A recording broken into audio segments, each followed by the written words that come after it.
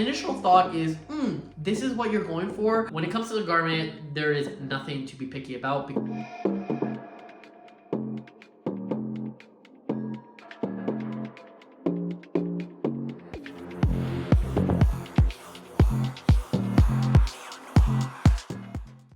Hello, my beautiful light brights. For those of you who do not know me, my name is Neon Noire. I'm a half Italian, half Canadian drag queen living in Belgium. And if you're new here, go ahead and hit that subscribe button. Today, we are playing my favorite game, FAB or DRAB, where we rate the looks of Drag Race Belgique, Season 2, Episode 8, and let you know if the looks are fab and fabulous or drab and awful. But make sure to tune in all the way to the end where we let you know who had the best and worst looks of the week. This week is the final episode of Drag Race Belgique, so we are crowning a winner, which means that all the queens are back to give us one more look. The theme on the runway is drag excellence, where the queens must give us their best drag look. So without further ado, let's find out who shined bright and who faded into obscurity. First up, it's Sarah Logan, and Sarah Logan is coming out in these purple and pink attire, and it is definitely giving you like Vegas showgirl vibes. It is definitely feeling Sarah Logan. And I say this because even though she was only in like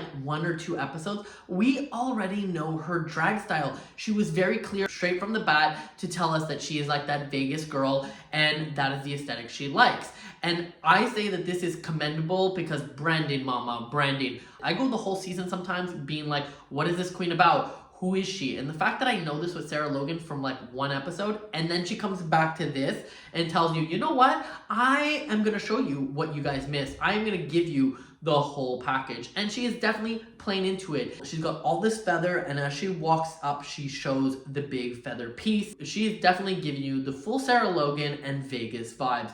All in all, this is a great look. Is it the most special I've seen on Drag Race? No. But is it good specifically for Drag Race Belgique? Yes. Drag Race Belgique's looks are a little bit hit and miss. So the fact that a first out is turning up this on the finale, brava, brava. All in all, I really enjoy this look, and that is why she is getting a FAB. Next up, it's Madame Yoko, and Madame Yoko is coming out in this nude illusion gold beaded gown with feathers down the bottom and feathers in her hair. Mama, can we talk about this nude illusion?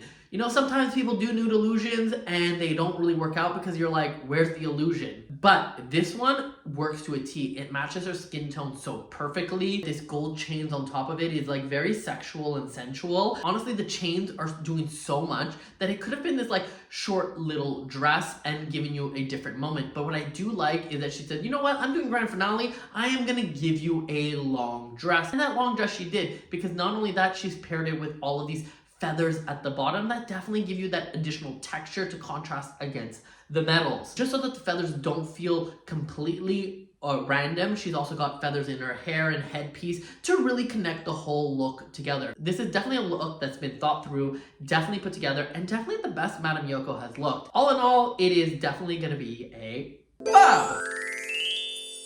Next up, it's Morphe, and Morphe is coming out in this like straight jacket dress with a little butterfly in her mouth. First up, I'm gonna say yes, yes, yes, yes, yes, yes.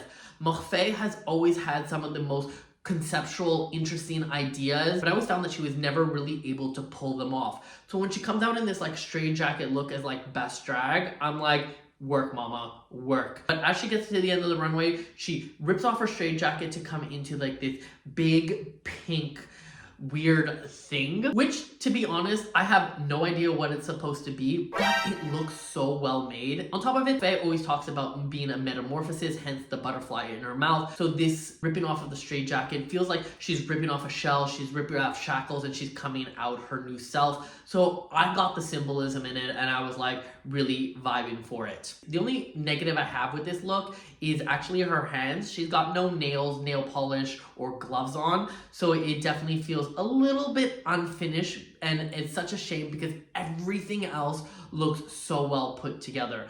Despite the little hiccup with the nails, I love this look, and now it kind of makes me want a straight jacket look. All in all, this is pretty fabulous, and that is why she is getting a FAB.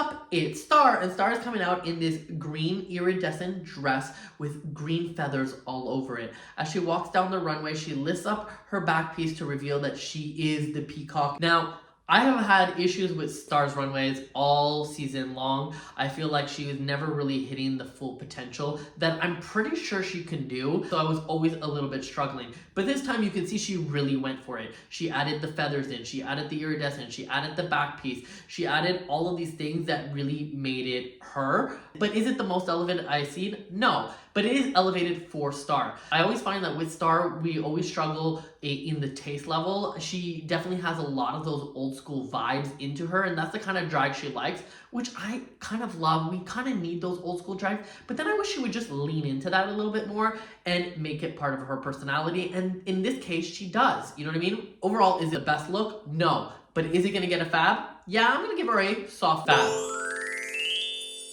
Next up, it's Chloe Clark, and Chloe Clark is coming out in this sort of black latex gloves and black latex skirt with this sort of harness top with nude illusion paired with this black spiky hair. Mama, can we talk about this look? I will say that Chloe Clark has been our fashion queen of the season, and there is no exception made here. I will say that I was actually quite shocked that this is going to be her finale look. On the season, she's done 2 or 3 big gowns. I was really expecting a big, gorgeous gown. Chloe Clark likes to switch it up, and we've seen that throughout the season, and here she goes again, switching it up. Given her entrance look and given her Art Nouveau look, I fully expected this to be a big ball gown, but she's like, no, I'm gonna switch it up, and I'm gonna give you this dark fantasy, and a dark fantasy she did give. I love this spiky hair. It's super cool, super interesting, and very sculptural, and you can almost see it with a crown in the middle. I guarantee she designed that kind of hole because she was like, if I'm gonna win this, it better look good on this hair, because when they try to crown some people, sometimes the hair just like gets in the way, and she was like fully ready for it.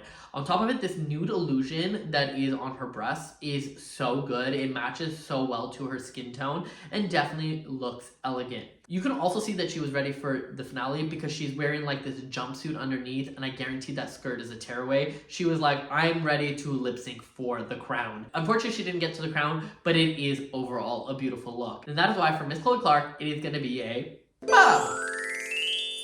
Next up is one of our top 4 finalists, and it's La Verve. La Verve is coming out in this red poofy dress and paired it with this big sort of horn-like hair in an auburn red tone. This is definitely La Verve Elevated 2.0, and I'm loving it. First, we have to talk about this hair. This hair is so big, it gives you such a moment, and you can clearly see that she also thought about this with a crown. To have that crown right in the middle of these giant horns would really feel like a trophy on her head. I also love the intricate details of this hair, and it is really like over the top, which is kind of what you need. The only issue I have with her hair is that I find that her hairline is just a little bit high, but I guarantee that's because this hair is probably really heavy and it probably was moving over a full day of filming. Now the dress itself is kind of okay. I love that she's doing this sort of mask femme thing that she's done on the past, so it is a recall to some of her old looks with the beads and things like that. The dress itself, I was like, oh, this is cool, but I was fully expecting this dress to come off during the lip syncs, and that is why she had this giant dress, but turns out it doesn't come off, and that's actually what made me like it a little bit less. I thought it was a big reveal and there was going to be some sort of moment, and that moment never came for me, so I found that I was a little bit of a letdown. That being said, I find that this is the best that La Verve has ever looked, and she's definitely put in a lot of effort into it, and that is why for La Verve, I'm gonna go ahead and give her a FAB. Next up, it's Gabbana, and Gabbana is coming out in this black dress with a tulle bottom. She's got blonde hair, and she's got these lightning bolts in her hair and on her dress. My initial thought is, this is what you're going for as your final look. I was a little bit surprised. All season I've been saying, Gabbana, show us your style, your heritage, your way of being, and then she comes with this. So maybe it's just me who's like not understanding her vibe, her direction. On her promo look, she did this beautiful Spanish-inspired dress, and that's kind of what I was expecting from her all season long. But all season, she's really been switching it up every single week, and I don't know if that's good or bad. But she goes on to explain that this dress is actually a elevated, more va-va-va-boom version of her entrance look to give you that full 360 moment. And then it made me like it even more because then it connects back to her and her personality. So maybe she just isn't that Spanish queen that I want her to be. So I need to like let go of that because I feel like I've said that comment so many times. But clearly she's showing you what she wants to show you. And she said that black is her favorite color. And so why not do this? It's definitely feeling traditionally drag excellence. So she meets the task. Is this the best I've seen Gabbana look? No. Is it good though? Yeah, it is. And that's the thing. So like I'm critiquing it, but at the end of the day, she looks good, right? And since she looks good, I have no choice but to go ahead and give her a bow.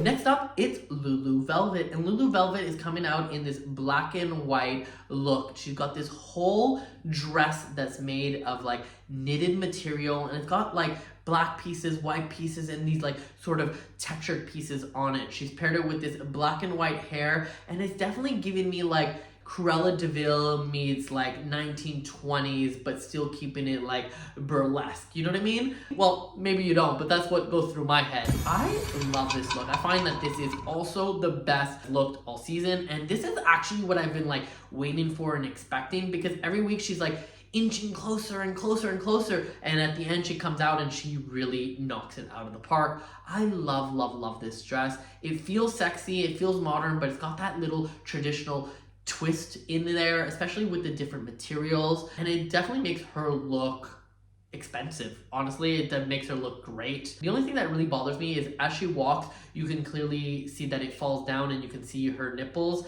I wish that she found a way to like keep it clipped up, or if she was gonna do that, then at least put like nipple pasties underneath to make it more of a moment. Now it just feels like a little bit of an accident. That being said, that is the only detail I can find as a fault with this, and since that's the only fault, I'm gonna go ahead and give it a bow.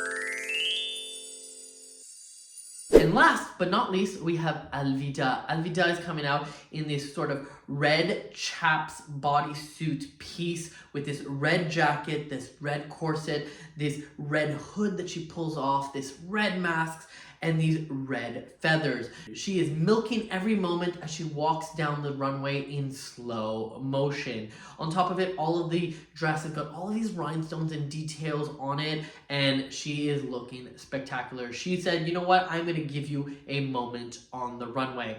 I will say that there's some details on there that are just exquisite. I love her fingernails that are on her gloves. It really adds a little like oomph to it. I love these feathers on her head, that they're so tall and really give you this sculptural moment, because Alvida is a little bit of a shorter queen, so like bring your height up and give you that and make you stand out on the stage. I love all of these details on her mask and on her corset, these little chains that dangle that really give you that little glow.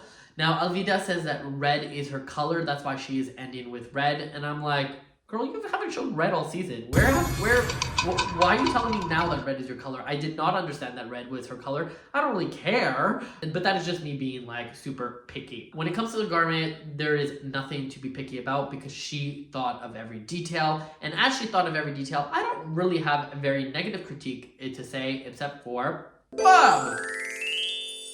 And that is it for this week's runway. They said drag excellence, grand finale, let me save the best for last. And I will say the queens really rise to the occasion and really gave us an incredible runway. Now I wish the runways were like this every episode, because then it would have really made the show that much better. All in all, I didn't give any drabs this week, and it is the grand finale, so I will not be doing a drab of the week. However, I will be doing a fab of the week, and my fab of the week this week goes to